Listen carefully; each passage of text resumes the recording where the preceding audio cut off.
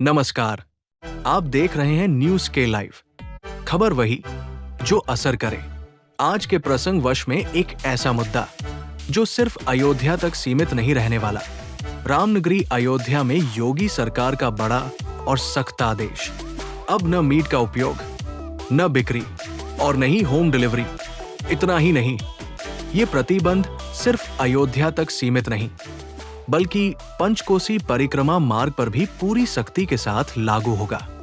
क्या ये फैसला मथुरा, वृंदावन और काशी की दिशा तय करेगा? क्या दूसरे राज्य भी अपनाएंगे ये मॉडल? इन्हीं सवालों पर आज न्यूज स्केल लाइव के प्रसंग वश में वरिष्ठ पत्रकार रमेश शर्मा करेंगे विशेष चर्चा। बने रहिए हमारे साथ। नमस्कार, प्रसंगस में आप सभी का स्वागत है। प्रसंगस में आज हम बात करेंगे उत्तर प्रदेश के मुख्यमंत्री योगी आदित्यनाथ।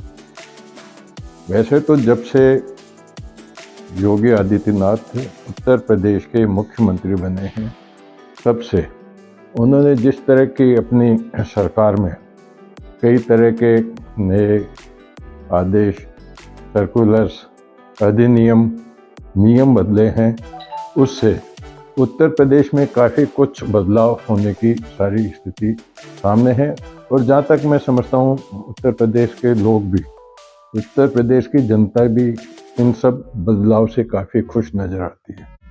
जैसे बिहार की बात करें, बिहार में भी किसी समय में जिस प्रकार से वहाँ एक खौफ रहता था लोगों में, शाम को 7 बजे बाद में लोग घर से निकलने में अपने आप को सुरक्षित नहीं मानते थे, उसी तरह से उत्तर प्रदेश में भी माफियाओं का राज था। हालांकि दावे के साथ ये नहीं कहा जा सकता कि माफियाओं का राज उत्तर प्रदेश में भी ख़त्म हो गया हो, लेकिन फिर भी संतुलित रूप से अगर बात की जाए तो काफ़ी कुछ भय माफियाओं का कम हुआ है।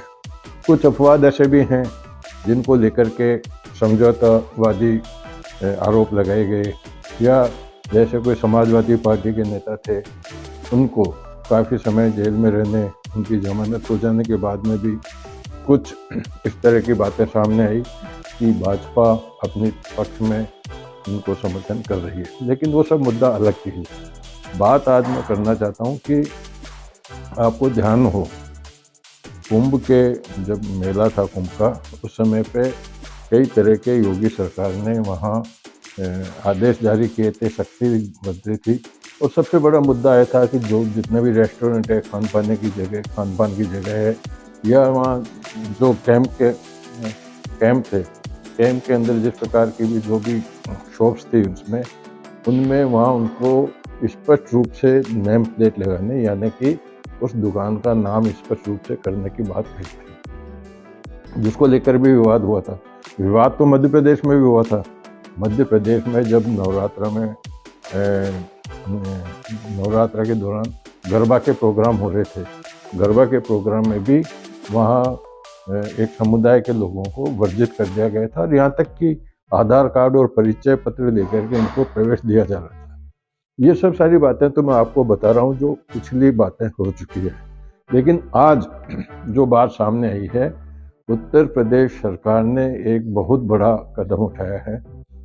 22 जनवरी को अयोध्या में भगवान रामलला के मंदिर के प्राण प्रतिष्ठा समारोह के 2 साल पूरे होने जा रहे हैं। वैसे तो अगर हिंदी महीनों से देखा जाए तो वो समय गुजर चुका है जिसमें अयोध्या के अंदर ध्वजारोहण भी काफ़ी होता है, फतेह जो ध्वज भी फहराया गया था।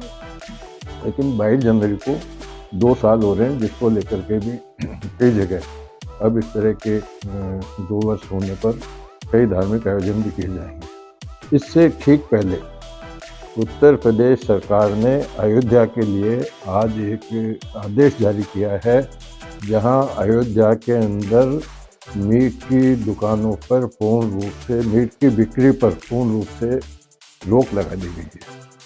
केवल दुकानों पर ही नहीं, बिक्री पर ही नहीं, जो ऑनलाइन जो सप्लाई होती है, सर्विस होती है, या जो ऑनलाइन डिलीवरी होती है, उस पर भी रोक लगा दी गई है।